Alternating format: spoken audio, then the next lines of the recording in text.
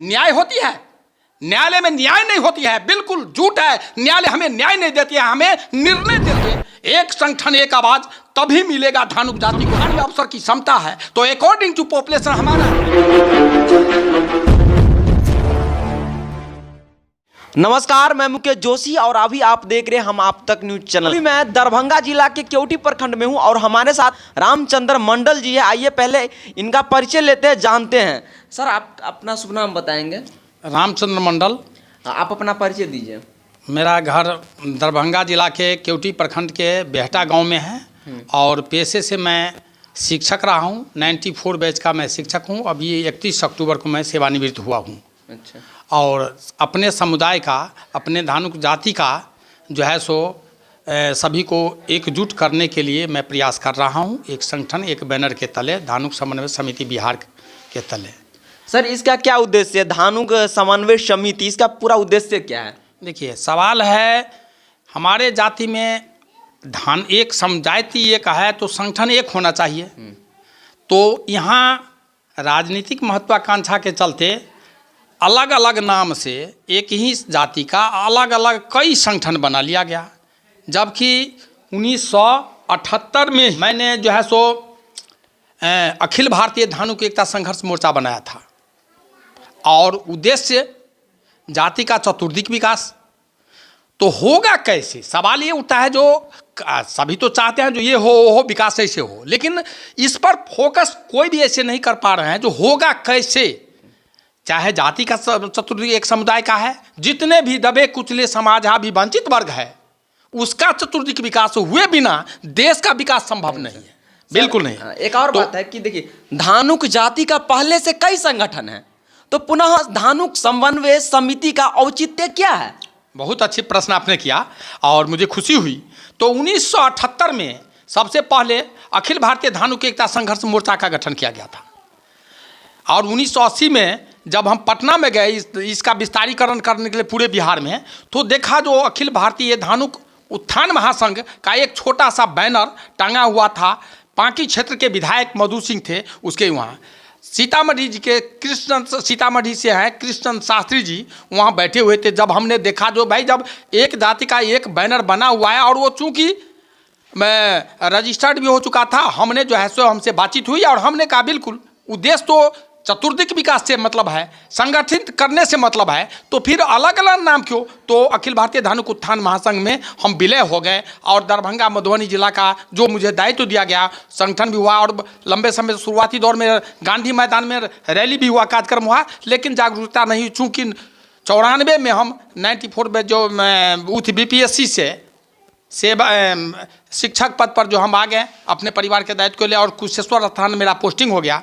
इसके बाद हमारे समाज में, हमारे जाति में जो है सो उसका संगठन जो है सो कमज़ोर पड़ गया और इसी कड़ी में अलग अलग 34 संगठन बन चुका। तो हमने देखा जो इतने संगठन है तो जाति एक है तो संगठन एक होना चाहिए। इसीलिए हमने अथक प्रयास किया और लगभग 50 सभा सब बैठक करके सम्मेलन करे सभी संगठन से बातचीत करके सबसे सहमति लेकर के जो समुदाय जाति एक है तो एक संगठन होना चाहिए, सबने हामी भरा, सबने स्वीकार किया और सभी संगठन के सम्मानित सदस्य सब आए भी उस बैठक में, सभी का रजिस्टर पर हस्ताक्षर भी है, सबने स्वीकार किया और उस स्वीकृत में धानुक समन्वय समिति बिहार का गठन किया गया। हमने कहा अभी तो मैं जॉब में हूँ, सर्विस में हूँ, आप लोग इसको दें तो हमारा जो भी समय लीजिएगा हम देने के लिए तैयार हैं, सब कुछ करेंगे, लेकिन आप लोग थे। तो सर्वसम्मति से उन्होंने क्या कहा जानते हैं? कहा रे धानुक जाति तो जिंदा मेढक है, एक तराजू पर कैसे तोला जाएगा? आप में जोश जज्बा जुनून है, आप कीजिए, हम लोग साथ देंगे।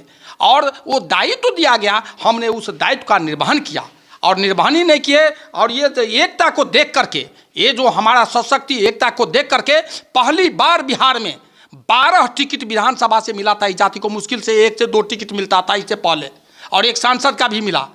7 टिकट जनता दल यू दिया, उस समय NDA और UPA था, तो 9 NDA से और 3 UPA से मिला था, जिसमें 6 जीत करके भी आया, एक सांसद भी बना और एक जो है सो कैबिनेट मंत्री भी बनी है। तो सर ये भी बात है कि वंचित समाज के लिए जो है जरूरी क्या है, उनका विकास कैसे होगा सर, इस पे चर्चा कीजिए ना कि वंचित समाज के लिए क्या जरूरी है आखिर और विकास कैसे होगा इनका। बहुत अच्छा प्रश्न आपने किया, जो इसका विकास कैसे होगा। सभी हम जानते हैं बाबा साहब डॉक्टर भीमराव अंबेडकर ने कहा था, शिक्षित बनो, संगठित हो और संघर्ष करो। अभी हमारे समुदाय में शिक्षित, उस समय शिक्षा, पहले तो वंचित समाज का शिक्षा से अधिकार ही छीन लिया गया था, जो समय का जब अधिकार मिला तो इस समय जब जानते हैं जो शिक्षा से बिल्कुल हटा हुआ हो तो उसको शिक्षित बनने में समय लगता है। लेकिन अब लोगों में जागरूकता आई है, शिक्षित भी हुए हैं। लेकिन जब हुए हैं, नौकरी भी पाना शुरू कर दिया गया। देश में जितने भी कंपटीशन हुआ उसमें वंचित समाज के लोग छोटा मोटा नौकरी से लेकर अच्छे अच्छे रैंक पढ़ाना शुरू हुआ, तो निजीकरण चला गया। और निजीकरण के अधिकार किसके, सरकार क्या किसको दे रही है? उसी को दे रही है जिनको 11 लाख करोड़ जिनको माफ किए, वो ये जो है सो वैसे लोगों को दिया जाता है और वही खरीदने वाले होते हैं जिसको माफ किया जाता है, और उसी वही लोग खरीदने वाले होते हैं। ऐसे अभी व्यवस्था है। तो सवाल है विकास होगा कैसे चतुर्दिक? इसके लिए हमें शिक्षित तो होना ही होगा और संगठित भी होना होगा और संघर्ष भी करना होगा। तो ये बात तो सभी कहते हैं, लेकिन होगा कैसे? इसके लिए हम लोगों ने इस संगठन के माध्यम से अपने समुदाय में तो टुकड़े वाइज जो है सो कंपटीशन की व्यवस्था करेंगे। पंचायत वाइज, प्रखंड वाइज, जिला वाइज और स्टेट वाइज, राष्ट्रीय स्तर तक करेंगे। और उसके हम लोग अपने संगठन से जो है सो उसको पढ़ाने का व्यवस्था करेंगे, शिक्षित करने के लिए। साथ ही साथ संगठन के लिए एक होंगे तो नेक होंगे, एक संगठन एक आवाज़, तभी मिलेगा धानुक जाति को ताज। ये हमने नारा दिया है और ये हम लेके रहेंगे, क्योंकि बिहार में 1,37,00,000 लगभग हमारी आबादी है। इतनी विशाल आबादी और हम हाशिए पर रहे हैं, ये बड़ा अटपटा दिखलाई पड़ता है। लेकिन है क्यों? तो ये हमारे समाज में एक चीज़ देखने को मिलता है, जो आगे बढ़ने जो भी है, एक होना नहीं चाहते, सभी चाहते हैं हम मुख्यमंत्री प्रधानमंत्री बन जाए। ये सोच तो है लेकिन करेंगे नहीं। अलग अलग संगठन से पद ले लिए हैं, अध्यक्ष सचिव बनना शुरू कर देते हैं, जो हम एक पद पर हैं और वो घर बैठे हुए रहेंगे। अरे आपके अधिकार को छीना जा रहा है, आपको देखना होगा जो हम क्यों पीछे हो रहे हैं, हमारा अधिकार कौन छीन रहा है, क्यों छीन रहा है। छीनने वाले के विरुद्ध में खड़ा होना पड़ेगा। जब तक आप खड़े नहीं होते हैं तब तक आप अधिकार से वंचित होते रहेंगे। आज हम पूछना चाहते हैं, न्यायालय की व्यवस्था है, क्या न्यायालय में न्याय होती है? न्यायालय में न्याय नहीं होती है, बिल्कुल झूठ है। न्यायालय हमें न्याय नहीं देती है, हमें निर्णय देती है। ये कॉलेजियम सिस्टम के बाद आप देखिए, एक ही परिवार से 40% जो सुप्रीम कोर्ट के जज हुए हैं। ये कहाँ का है? हमारे संविधान में है अवसर की समता, अवसर की समता का उल्लेख है। जब अवसर की समता का उल्लेख है, ऐसी परिस्थिति में सभी को बराबर हक मिलना चाहिए। और संविधान में अवसर की समता है तो अकॉर्डिंग टू पॉपुलेशन हमारा राइट बनता है। आप देख लीजिए ईडब्ल्यूएस में क्या है, 10% सवर्ण है, लेकिन 10% उसको आरक्षण बिना सरकार के, बिना कोई जो है सो जांच कराए हुए, बिना गिनती कराए, बिना उसके जानकारी लिए हुए सीधे पास कर दिया जाता है। मंडल कमीशन में कितना क्या हुआ, कितना संघर्ष करना पड़ा, फिर भी पूर्ण मंडल कमीशन लागू नहीं हुआ। क्यों? ये सवाल उठता है जो हमारे देश के सवर्ण लोग क्या कर रहे हैं, इस खास करके वंचित समाज के लिए। और सवाल बहुत सा उठेगा, जो वंचित समाज को हम कैसे करेंगे।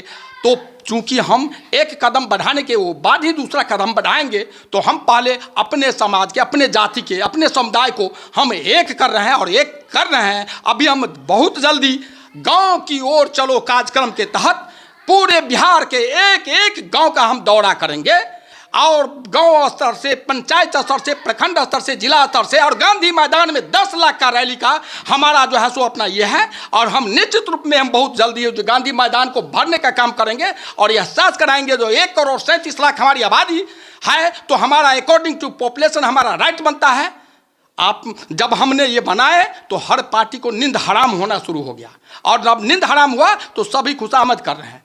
और हमने कहा जो ठीक है, जो हमारे धानुक समन्वय समिति बिहार का सम्मान करेगा वो बिहार पर राज करेगा, इसके तहत हम काम करेंगे। लेकिन खुद ही आवश्यकता हुई तो खुद एक पार्टी का गठन किया जाएगा, जिसमें अति पिछड़ा और उपेक्षित पिछड़ा और महादलित दलित महादलित होंगे, सिर्फ इसका बनेंगे क्योंकि अगरा और दबंग पिछड़ा, यही दो चक्की में हमारा समाज पिस रहा है, जिसको हम लोग नहीं समझ रहे हैं। और ये हमें समझना होगा और हमें समझाना होगा। और जब हम ये समझ लेंगे जो नहीं ये दो चक्की में पिस रहे हैं और ये दोनों चक्की का वजन ही बहुत कम है, जिसको हमारी आबादी 66% यानी 66% हमारी जो है सो इस उपेक्षित समाज की आबादी है, आगरा और दबंग पिछड़ा को छोड़ करके, तो 66% हम जो एक होंगे, ऐसी परिस्थिति में जानते हैं क्या होगा? हमारा राज होगा, हमारा काज होगा और हमारे इस समाज वंचित समाज का चतुर्थ विकास होगा। सर जाति का जो है अलग अलग संगठन चलता है ना, तो वंचित संगठन समाज से विखंडित होंगे क्या? जी बिल्कुल, आपका बहुत अच्छा प्रश्न है। जब अलग अलग जाति का अलग अलग संगठन बनेगा तो स्वाभाविक आपका ये प्रश्न होना स्वाभाविक है। जब अभी वंचित समाज ही, ये वंचित समाज ही अलग अलग जाति में एक एक जाति का जो कई कई उपजातियां हैं उसमें विखंडित होंगे तो स्वाभाविक है वो जो कमज़ोर होगा, ये कहना आपका बिल्कुल जायज़ है। लेकिन हमें तो एक कदम बढ़ाने के बाद दूसरा कदम बढ़ाएंगे। हम खुद अपने परिवार में भी खंडित रहेंगे, अपने समुदाय में ही भी खंडित रहेंगे, तो सभी वंचित को एक कैसे करेंगे? चूँकि बिहार के धरती पर सबसे अति पिछड़ों में सबसे ज़्यादा संख्या वाला जाति धानुक है, और इस जाति जब गोलबंद हो जाएगा, स्वाभाविक है जब इस जाति को हम गोलबंद कर लेंगे तो हमारे जितने भी 114 जातियां जो अति पिछड़ा है, जिसकी आबादी जो है 46% सिर्फ अति पिछड़ों की आबादी है, वो अति पिछड़ा गोलबंद होंगे। वो अति पिछड़ा गोलबंद होंगे तो दलित और महादलित हमारे साथ आएंगे, और ऐसी परिस्थिति में उपेक्षित पिछड़ा, अति पिछड़ा और महादलित, दलित महादलित एक होते हैं तो 66% हमारी आबादी है। हमें किसी आगरा और दबंग पिछड़े की वोट की कोई ज़रूरत नहीं है। हम अपने वोट से तमाम को हम धराशायी करेंगे और पूरे बिहार पर हमारा कब्जा होगा, पूरे हिंदुस्तान पर हमारा कब्जा होगा, हमारा अपना शासन होगा, हमारा अपना राज होगा, हमारा अपना काज होगा। सर हिंदुस्तान जैसे कि देश, तो सर देश की चौमुख विकास पे भी हम बात करते हैं। देश की चौमुख विकास भी कैसे, वो भी जरूरी है, कैसे होगा सर चौमुख विकास देश? बहुत सुंदर बात। बाबा साहब डॉक्टर भीमराव अम्बेडकर ने हमारे चौमुखी विकास के लिए उसने अब संविधान में सभी व्यवस्था की है। उसमें संविधान में व्यवस्था दिया है अवसर की समता, हर एक को अवसर का समान अवसर मिलना चाहिए। अब सवाल उठता है, हम आपसे पूछना चाहते हैं, प्रतियोगिता होती है और एक के पैर में शिकर बांध दे और कहेंगे खुले दौड़ो, और प्रतियोगिता में ऐसा होता है। सवाल उठता है वंचित समाज, वो तो वंचित है, उसके पास न साधन है न, और दूसरी बात जो है सो उनका पहले से ही मॉडल डाउन है, पहले से जो शिक्षित नहीं है उनका धीरे धीरे होगा, वो ये उसमें साहस नहीं है। तो जब साहस ही नहीं होगा तो आगे बढ़ेगा कैसे? अभी जब बढ़ना शुरू हुआ, जब लोगों में जागरूकता आई, साहस हुआ, आगे बढ़ने लगा, और जो भी नौकरी है, जो भी सर्विस है सरकार के द्वारा, उसमें पद पाना शुरू किया तो देख लिया जो नहीं, अब तो ये समाज जो है सो बहुजन समाज जो है सो ये जो वंचित समाज वो आगे बढ़ रहा है, नौकरी भी लेना शुरू कर दिया है, IPS IPS पर भी जाना शुरू हुआ है। तो ऐसी स्थिति में निजीकरण करना शुरू कर दिया। क्यों? निजीकरण का मालिक वही सवर्ण है, और निजीकरण में क्या करता है तो काम आपसे ज़्यादा लेगा और काम ज़्यादा लेगा और उसका मजदूरी कम देता है, और जब मन होता है तब हटा दिया जाता है। उनके पास में पूरा पावर दे दिया गया है। ऐसे ही हम वंचित समाज पुनः गुलामी की ओर जा रहे हैं, इसका विरोध होना चाहिए। क्या चाहते हैं आप लोग, मतलब कि हर चीज़ प्राइवेट ना हो, सरकारी रहे?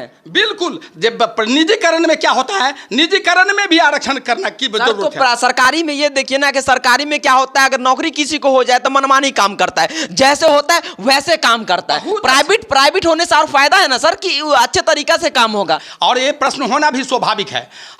आपने कहा जो ये निजीकरण सरकारीकरण, इसमें है कौन? हमारा कहने का मतलब, आप जब निगाहें देखेंगे पूरे हिंदुस्तान में ये अभी भी सवर्णों का जो है सो वर्चस्व चल रहा है, सवर्णों का शासन चल रहा है। जब अवसर की क्षमता का पालन होना शुरू हो जाएगा तो ये वंचित समाज भी उस जगह पर पहुंचेंगे। और आपने देखा होगा जहां जहां वंचित समाज का जो है लोग होंगे, उनको डर होता है, हिम्मत नहीं होता है जो हम इतना जो है सो कोई भ्रष्टाचार करेंगे। वो लोग को दिल खुला हुआ है, भ्रष्टाचार में संलिप्त है। हमारे ये अगल बगल जब में जहाँ देखेंगे, आपने सही कहा, जो भी रोड बनता है इसमें जो है सो लूट हो रहा है। अभी जो है सो जितना भी पंचायत के द्वारा वर्क होता है 95% लूट होता है, 5% मुश्किल से काम होता है धरातल पर। 95 मैं खुद कह रहा हूं इतना लूट हो रही है, और ये व्यवस्था लूट का है। और लूट तंत्र किसके द्वारा होता है? जब आप देखेंगे सभी बड़े बड़े पद पर यही लोग बैठे हुए हैं, भ्रष्टाचारी लोग हैं। तो जब अवसर की क्षमता होगी, सभी समाज के सभी वर्ग के लोग हर पद पर रहेंगे। और साथ ही हमारे आम पब्लिक को भी जागरूक होना पड़ेगा। और जागरूक होने के लिए जागरूक करेगा कौन? वो तो खुद चाहता है। उनको तो रोटी की समस्याएं हैं। आप ही सोच लीजिए, जब भोजन नहीं मिलेगा तो आप कैसे चलेंगे? ये निजीकरण कर दिया गया है ना। निजीकरण के चंगुल में फंस करके हमें पुनः गुलामी की ओर धकेलने का काम किया जा रहा है, जिससे इसमें मनोबल हो ही नहीं, आत्मबल हो ही नहीं। ये जो IAS IPS बनेगा, ये जो नौकरी लेगा, रेलवे में लेगा, हर विभाग में ले लेगा, तो ये तो आगे बढ़ेगा। और आगे बढ़ेगा तो अपने समुदाय को ये जो है सो जागरूक करेगा। और जागरूक करेगा तो हमारा जो इस लोगों को उल्टा सुल्टा धर्म के जाल में पकड़ करके, हिंदू मुस्लिम करके, हिंदुस्तान पाकिस्तान करके हम जो शासन चला रहे हैं, ये हमारा समाप्त हो जाएगा। इसीलिए निजीकरण की ओर जो है सो सरकार का बढ़ावा करने का काम किया है। सर क्या कहना चाहते हैं सरकार को? इस चैनल के माध्यम से आप क्या संदेश देना चाहते हैं लोगों के बीच कि प्राइवेटीकरण जो हर चीज को किया जाता है, क्या यह गलत है, नहीं करना चाहिए? बहुत अच्छा आपने प्रश्न किया, लेकिन प्रश्न करें तो किससे? उन सरकार से। जैसे कहावत है एक देहात में, बकरी कसाई का राजी। यदि वो बकरी कसाई से कहने के लिए जाएगा तो क्या करेगी? बकरी कसाई से कहेगा जो हमको जो ऐसे होना चाहिए वैसे सुविधा होना चाहिए, तो क्या आप जानते हैं वो कसाई क्या करेगा? बकरी की बात को समझेंगे। यदि आम जनता, हमको तो ये सरकार बकरी समझ रही है, आम जनता तो कहीं ना कहीं यहाँ पे जनता की भी गलती है। देखिए, बहुत अच्छी बात आपने कहा, बिल्कुल सही। जनता जागरूक तो नहीं है, ये भी आपका सही लोगों को चुनिए। बिल्कुल आपने कहा ये जागरूक नहीं है, सही लोगों को चुनिए, इसमें भी सही है। सवाल यहाँ उठता है क्या? अभी देख लीजिए, बिहार में ले लीजिए, ये जो शराबबंदी है, अभी जितने भी आपको सवर्ण क्लास के लोग होंगे दलील देंगे शराब को चालू कर दिया जाए, सारा शराब चालू होना चाहिए। क्यों? क्योंकि चालू हो जाएगा तो ये जो भी टुकटुका रहा है, जो गरीब तबके के लोग जिनको शराबबंदी के चलते जो मजदूरी मिलता है, अपने परिवार में सब्जी लाता है, अपने बाल बच्चे को सरकारी स्कूल में कम से कम भेजता है पढ़ने के लिए, वो भी भेजना बंद कर दे। उनके परिवार में ये वंचित समाज शिक्षित नहीं हो, जागरूक नहीं हो, इसीलिए उनका दलील होगा। आप जहाँ भी जाइए, चौक चौराहे सब कहेगा इस शराब को चालू कर देना चाहिए, इतना पकड़ाया उतना पकड़ाया। और आपने देखा होगा इस बीच में जो मरा है शराब पीने, घटिया शराब पीने से मरा है, आप पता कर लीजिए जो उसमें वो डॉक्टर जो संलिप्त है, जिन्होंने जो है सो होम्योपैथ का जो है सो ऐसे मेडिसिन मिला दिया गया है जो जहरीली हो गया है, वो कौन है पता किया जाए, जांच होना चाहिए। वो तमाम के तमाम सवर्ण वर्ग के लोग हैं।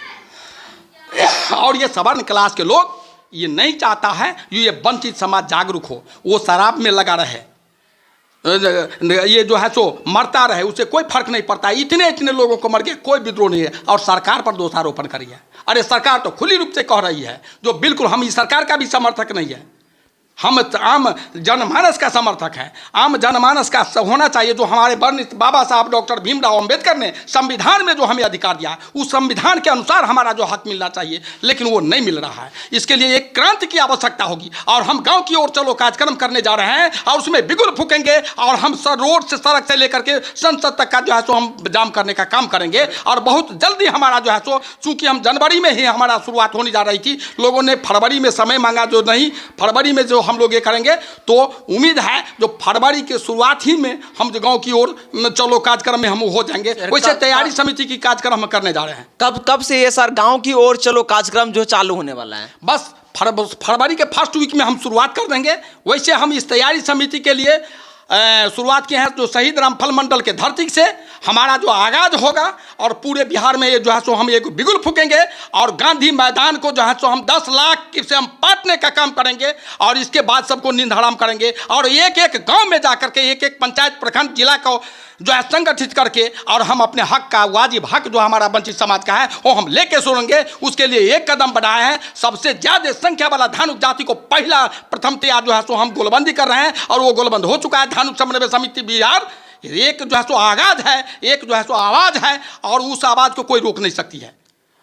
जैसे कि देख सकते हैं अभी अति पिछड़ा को लेकर के जो है रामचंद्र मंडल जी, अति पिछड़ा जाति को लेकर के वंचित समाज, वीडियो कैसा लगा टिप्पणी जरूर कीजिएगा, कमेंट जरूर कीजिएगा कि रामचंद्र मंडल जी क्या कहें नहीं कहें। अगर आप समझे हैं तो जरूर टिप्पणी कीजिएगा, और ये वीडियो कैसा लगा आगे जरूर भेजिएगा। जय हिंद, जय भारत।